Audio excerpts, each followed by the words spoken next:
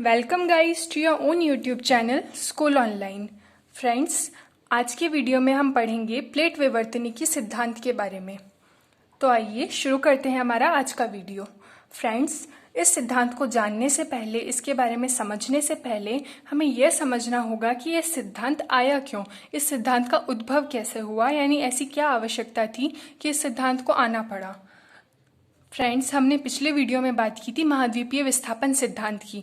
हमने पढ़ा था महाद्वीपीय विस्थापन सिद्धांत अल्फ्रेड वैगनर ने दिया था, लेकिन हमने साथ में ये भी देखा था कि उस सिद्धांत में कुछ कमियां रह गई थी और उन्हीं कमियों को दूर करने के लिए एक वैज्ञानिक समूह उभरा। उस वैज्ञानिक समूह में कई भौतिक शास्त्री शामिल थे, जैसे Harry Hayes, Morgan, Mackenzie, Parker, Alvin, टूजो विल्सन और भी कई भौतिक शास्त्री थे। इन्होंने मिलकर उस सिद्धांत की, महाद्वीपीय विस्थापन सिद्धांत की कमियों को दूर किया और एक नए सिद्धांत का प्रतिपादन किया, और वही सिद्धांत कहलाया प्लेट विवर्तनिकी सिद्धांत। तो अब आइए हम जानते हैं प्लेट विवर्तनिकी सिद्धांत के बारे में कि यह क्या है। सबसे पहले अगर हम प्लेट विवर्तनिकी सिद्धांत की बात करें तो इसमें सबसे पहला शब्द आता है प्लेट। तो दोस्तों, ये प्लेट क्या है? प्लेट का अर्थ है स्थलीय दृढ़ भूखंड, यानी दृढ़ भूखंड को प्लेट कहा जाता है। स्थलीय दृढ़ भूखंड को प्लेट कहा जाता है और इसकी औसत मोटाई लगभग 100 किलोमीटर होती है। ध्यान दीजिएगा, ये औसत मोटाई है, तो औसत मोटाई होती है 100 किलोमीटर प्लेट की। अब अगर हम इस प्लेट शब्द की थोड़ी बात करें तो प्लेट शब्द, इस शब्द का सर्वप्रथम प्रयोग कनाडा के भूगर्भ शास्त्री टूजो विल्सन ने किया था। प्लेट शब्द का सर्वप्रथम प्रयोग टूजो विल्सन द्वारा किया गया था, जबकि प्लेट टेक्टोनिक शब्द का, यानी प्लेट विवर्तनिकी शब्द का सर्वप्रथम प्रयोग मॉर्गन द्वारा किया गया था। प्लेट विवर्तनिकी शब्द का प्रयोग सबसे पहले किसने किया था? मॉर्गन ने। जबकि प्लेट विवर्तनिकी सिद्धांत का प्रतिपादन सबसे पहले किसने किया था? हैरी हेस ने 1960 में। तो फ्रेंड्स, कंफ्यूज नहीं होना है। प्लेट शब्द का सर्वप्रथम प्रयोग किया टूजो विल्सन ने, प्लेट विवर्तनिकी या प्लेट टेक्टोनिक शब्द का सर्वप्रथम प्रयोग किया मॉर्गन ने, जबकि प्लेट विवर्तनिकी सिद्धांत का प्रतिपादन किया हैरी हेस ने 1960 में। ठीक है। अब फ्रेंड्स, इस सिद्धांत को समझने से पहले हम थोड़ा पृथ्वी की आंतरिक संरचना के बारे में जानकारी प्राप्त करते हैं। तो दोस्तों, पृथ्वी की आंतरिक संरचना, पृथ्वी को आंतरिक रूप से 3 भागों में बांटा गया है। जैसा हमने पिछले वीडियो में देखा था, सियाल, सीमा और निफे, या फिर इनको हम कह सकते हैं क्रस्ट, मेंटल और कोर। सबसे ऊपरी भाग क्रस्ट, फिर उससे नीचे मेंटल और सबसे लास्ट में कोर। इन 3 भागों में प्लेट को, यानी पृथ्वी की आंतरिक संरचना को बांटा गया है। सबसे ऊपरी भाग क्रस्ट और मेंटल के ऊपरी भाग को, अगर मेंटल के भी हम कुछ भाग को मिला लें तो इन दोनों को मिलाकर कहा जाता है लिथोस्फीयर।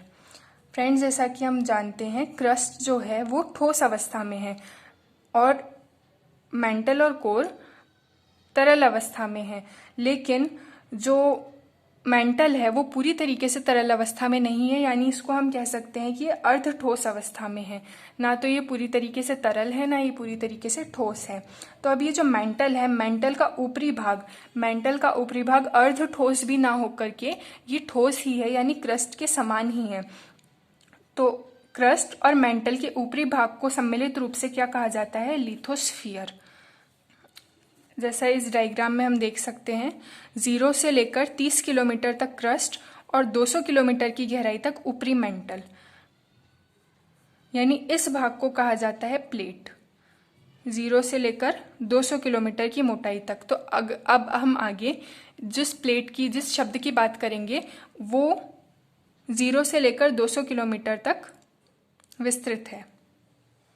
फ्रेंड्स, इस लिथोस्फीयर के नीचे एस्थेनोस्फीयर है। इस एस्थेनोस्फीयर को दुर्बलता मंडल भी कहा जाता है।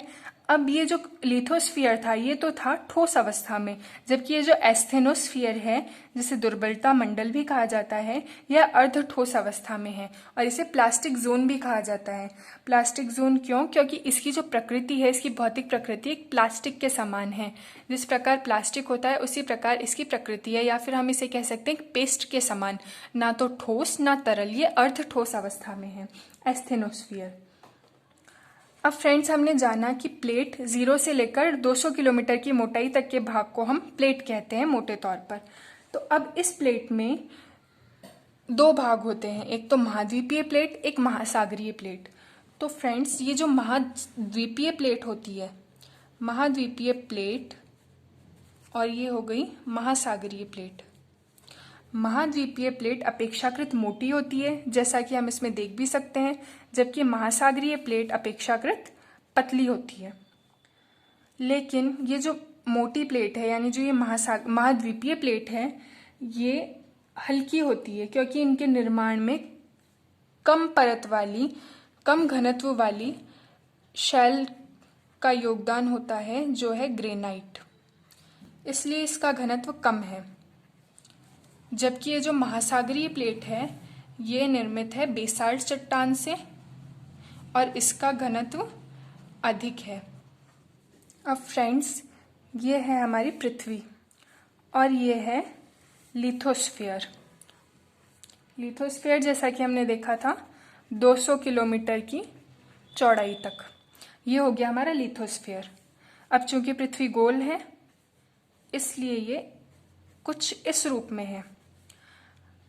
अब ये जो लिथोस्फीयर है, ये किसी दृढ़ क्रमबद्ध पट्टी के रूप में नहीं है, यानी ये एक लगातार रूप में नहीं है, बल्कि ये प्लेटों में विभाजित है, ये कई भागों में विभाजित है। ये 6 बड़ी प्लेटों में विभाजित है और इन प्लेटों की गतियों और इनके स्वभाव के अध्ययन को ही क्या कहा जाता है? इसे ही हम कहते हैं प्लेट विवर्तनिकी। यानी लिथोस्फीयर विभाजित है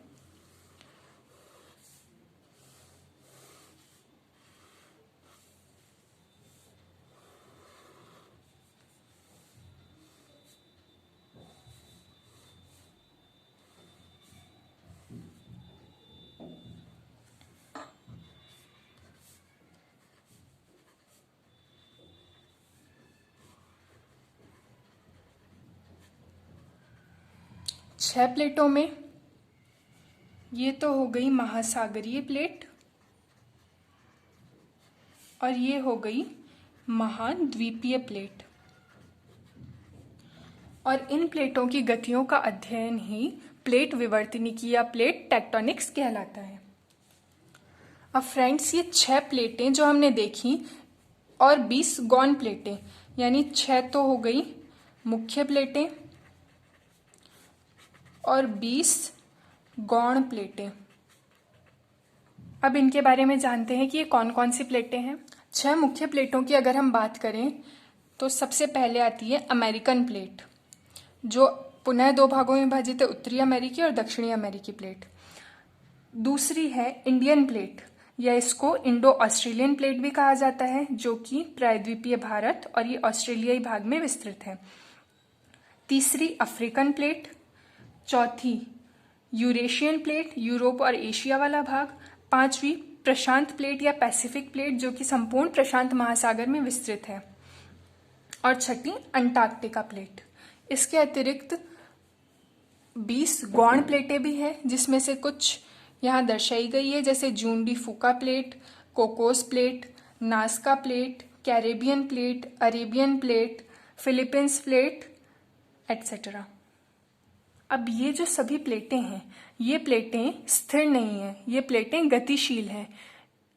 और अध्ययन की दृष्टि से, अगर हम अध्ययन की दृष्टि से इन्हें देखें तो इन संपूर्ण प्लेटों की बजाय इन प्लेटों के किनारों का ही अधिक महत्व है, क्योंकि हमने देखा कि प्लेटें गतिशील है, तो इन प्लेटों की गतिशीलता का, इनकी गति का प्रभाव इनके किनारों पर ही अधिक पड़ता है।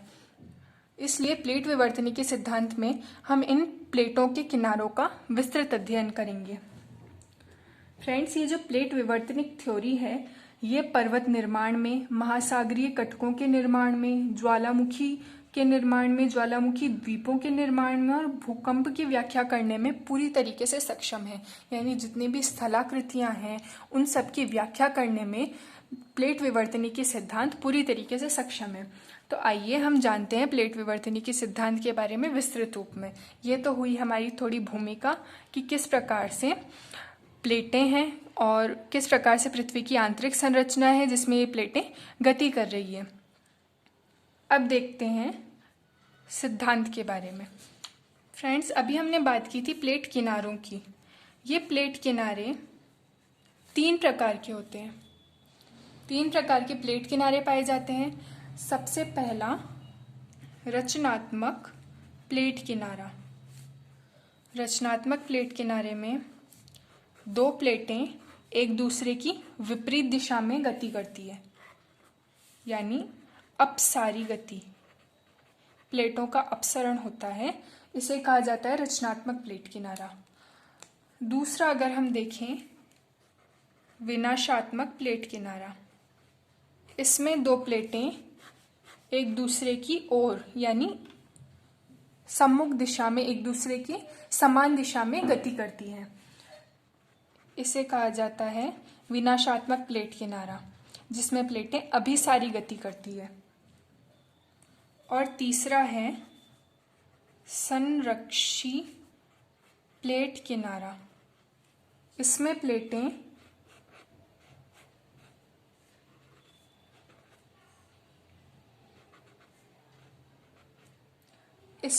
ना तो टकराती हैं जैसा कि अभिसारी गति में होता है, ना ही दूर हटती है जैसा कि अपसारी गति में होता है, बल्कि ये अगल बगल एक दूसरे के सहारे सरकती हैं, खिसकती हैं। इसे कहा जाता है संरक्षी प्लेट किनारा। फ्रेंड्स, जो रचनात्मक प्लेट किनारा है इसमें क्रस्ट का निर्माण होता है, जबकि जो विनाशात्मक प्लेट किनारा है इसमें क्रस्ट का विनाश होता है। अब इन प्लेट किनारों के बारे में हम थोड़ा विस्तृत रूप से एक एक करके अध्ययन करते हैं। सबसे पहले हम देखेंगे रचनात्मक प्लेट किनारा। फ्रेंड्स, जब प्लेटों का अपसरण होता है, यानी जब प्लेटें एक दूसरे की विपरीत दिशा में गति करती हैं, तो एक रिक्त स्थान बन जाता है। जैसा कि हम देख सकते हैं, एक रिक्त स्थान उत्पन्न हो जाता है। और जो दुर्बलता मंडल है, यानी क्रस्ट यानी प्लेट के नीचे जो भाग है, दुर्बलता मंडल या एस्थेनोस्फीयर, उस पर दबाव कम हो जाता है। यानी ऊपर से कोई चीज हटेगी तो स्वाभाविक है कि नीचे वाले क्षेत्र पर, नीचे वाली जगह पर दबाव कम होगा। उस दबाव के कम होने के कारण जो अंदर गर्म लावा है, हमने देखा था कि वो अर्ध ठोस और तरल अवस्था में है, दुर्बलता मंडल और नीचे कोर। तो अगर दबाव हटेगा, वह स्थान खाली हो जाएगा, रिक्त स्थान हो जाएगा, तो जो गर्म लावा है वो बाहर निकलने की कोशिश करेगा। तो गर्म लावा बाहर निकलता है और क्या है, इस रिक्त स्थान को भर देता है।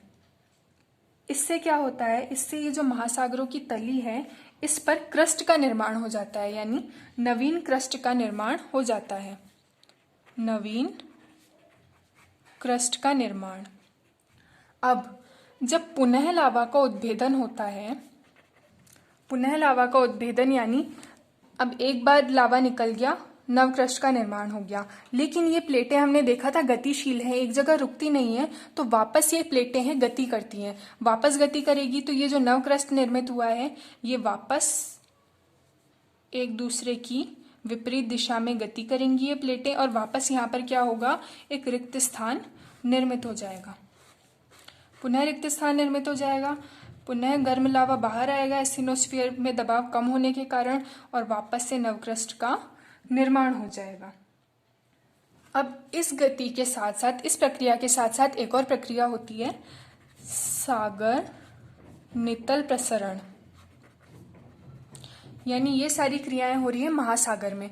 अब महासागर में जो प्लेटें हैं वो एक दूसरे से दूर हटेगी, नवक्रस्ट का निर्माण होगा, फिर वो टूटेगा, फिर नई जगह बनेगी। तो इससे क्या हो रहा है, इससे जो सागर सतह है, सागर तल है, उसका भी विस्तार हो रहा है। स्वाभाविक सी बात है, प्लेटें एक दूसरे से दूर हट रही है और नए स्थान निर्मित हो रहा है, तो जो महासागर की तली है उसमें भी विस्तार होगा। इसलिए इसे रचनात्मक प्लेट किनारा कहा जाता है। अगर हम इसका उदाहरण लें तो उदाहरण के लिए अटलांटिक महासागर,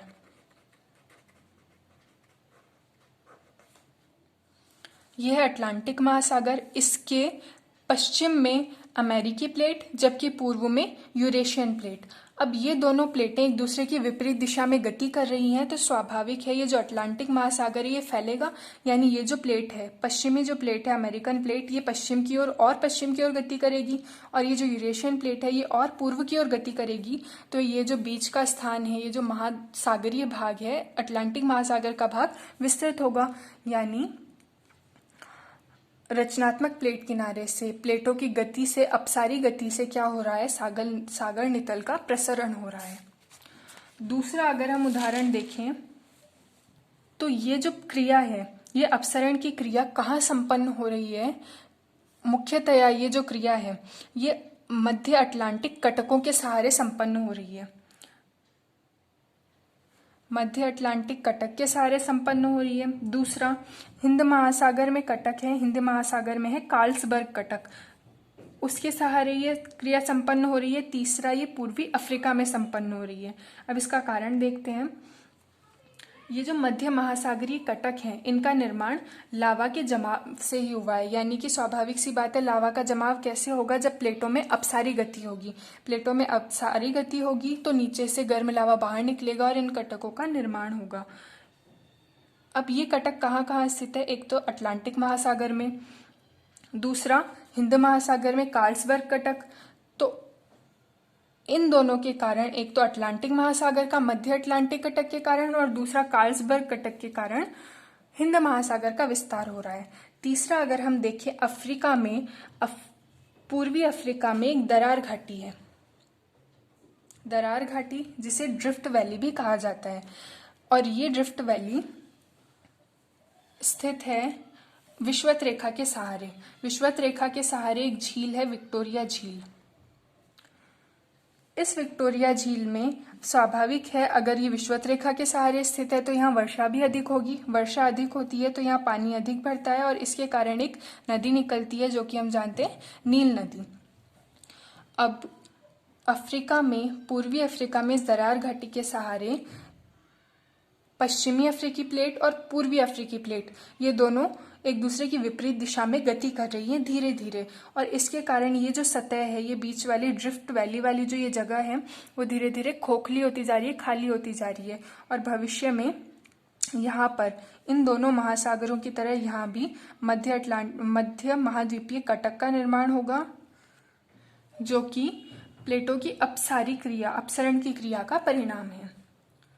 इसके अलावा अगर हम देखें तो मध्य महाद्वीपीय कटक, मध्य अटलांटिक कटक के उत्तरी भाग में, ऊपरी भाग में यहाँ जो आइसलैंड है, वहाँ पर कई ज्वालामुखियों का भी निर्माण हुआ है, जिनमें प्रमुख है लाकी, हैक्ला, हेल्गाफेल। इन ज्वालामुखी का निर्माण भी प्लेटों की अपसारी गति के कारण ही संभव हुआ है। दूसरा हम बात करते हैं विनाशकारी प्लेट किनारे की। इस क्रिया में दो प्लेटें एक दूसरे के आमने सामने से आकर टकराती हैं और इस टकराव से तीन स्थितियां उत्पन्न होती है। सबसे पहला कि यदि दोनों टकराने वाली प्लेटें महाद्वीपीय हों, दोनों प्लेटें महाद्वीपीय, अगर दोनों प्लेटें महाद्वीपीय होंगी तो हिमालय जैसे पर्वत का निर्माण होगा, हिमालय जैसे वलित पर्वत का निर्माण होगा। उदाहरण के लिए हम देखें, यहाँ ये है यूरेशियन प्लेट और ये है इंडियन प्लेट। इन दोनों प्लेटों के एक दूसरे की ओर गति करने के कारण, सम्मुख गति के कारण वलित पर्वत का निर्माण हुआ, जिसे हम हिमालय के रूप में जानते हैं। ठीक है, अगर दोनों प्लेटें महाद्वीपीय होंगी तो क्या होगा? वलित पर्वत का निर्माण होगा, जिसका उदाहरण है हिमालय। दूसरी अगर हम कंडीशन देखें तो अगर एक महाद्वीपीय व एक महासागरीय, टकराने वाली प्लेटों में एक महाद्वीपीय और एक महासागरीय प्लेट यदि होगी तो वलित पर्वतों की उत्पत्ति तो होगी, लेकिन उनके साथ साथ ज्वालामुखी पर्वत, भूकंप, महासागरीय खाइयों और द्वीपीय चापों का भी निर्माण होगा। जैसे कि अगर हम देखें प्रशांत प्लेट और दक्षिणी अमेरिका प्लेट, इनके टकराने से ये तो हुई प्रशांत प्लेट और ये अमेरिकन दक्षिणी अमेरिकी प्लेट। इन प्लेटों के टकराने से जो प्रशांत प्लेट है वो नीचे धंस गई और इस क्रिया से कोटोपैक्सी, चिम्बेरेंजा आदि ज्वालामुखियों का निर्माण हुआ। दूसरा, यूरेशियन और प्रशांत प्लेट के टकराने से दक्षिणी चीन सागर, फिलीपींस द्वीप, माउंट ताल, माउंट मेयान ज्वालामुखी इत्यादि का निर्माण हुआ। तीसरी अगर हम कंडीशन देखें जिसमें यदि दोनों प्लेटें महासागरीय हों, यदि दोनों महासागरीय प्लेटें होंगी तो ज्वालामुखी के साथ साथ द्वीपीय चापों की उत्पत्ति होगी। तो फ्रेंड्स, ये हुआ हमारा विनाशकारी प्लेट किनारा। अब तीसरी हम बात करते हैं संरक्षी प्लेट किनारे की। फ्रेंड्स, इस गति में क्या होता है कि दो प्लेटें हैं, प्लेट ए, प्लेट बी, और ये कोई भ्रंश तल है। इस तल के सहारे दोनों प्लेटें आगे पीछे सरकती हैं, यानी ये प्लेट ए, ये प्लेट बी, दोनों एक दूसरे के सहारे सहारे सरक रही हैं, तो ये कहलाती है संरक्षी गति, संरक्षी प्लेट किनारा। और इसके कारण भ्रंश घाटी का निर्माण होता है। भ्रंश घाटी का निर्माण होता है जिसके कारण भूकंप आते हैं। अगर हम इसका उदाहरण लें तो यूएसए में जो सान एंड्रियास भ्रंश है, सान एंड्रियास भ्रंश संरक्षी गति का ही उदाहरण है। इसके ऊपर हॉलीवुड में एक मूवी भी आई थी सान एंड्रियास नाम की, जिसमें इस क्षेत्र में भूकंपों को और उसके द्वारा किए गए विनाश को बताया गया था। तो फ्रेंड्स, ये हुई हमारी प्लेटों की गतियाँ, यानी प्लेट विवर्तनी के सिद्धांत में जो हमने देखा था कि प्लेटें गतिशील है, प्लेटें गति करती है, तो किस प्रकार से गति करती है उसकी हमने बात की। अब ये प्लेट विवर्तनी के सिद्धांत है, इसके पक्ष में प्रमाण, यानी ये जो प्लेटें हैं ये इसी प्रकार से गति करती हैं, इसके क्या प्रमाण है, इसके क्या साक्ष्य हैं, इसका भी उत्तर दिया भौतिक शास्त्रियों ने। इसके प्रमाण उन्होंने क्या दिए? साक्ष्य या प्रमाण। सबसे पहला पुरा चुंबकत्व। पुरा चुंबकत्व का मतलब है कि विभिन्न युगों में निर्मित चट्टानें हैं, विभिन्न युगों में विभिन्न चट्टानों का निर्माण हुआ है, उनमें जो चुंबकत्व का गुण है, चुंबकीयता का गुण है और ध्रुवीयता का गुण है वो लगभग समान है, इसे कहा जाता है पुरा चुंबकत्व। दूसरा उन्होंने प्रमाण दिया सागर नितल प्रसरण। सागर नितल प्रसरण, इससे ये सिद्धांत कैसे सिद्ध होता है कि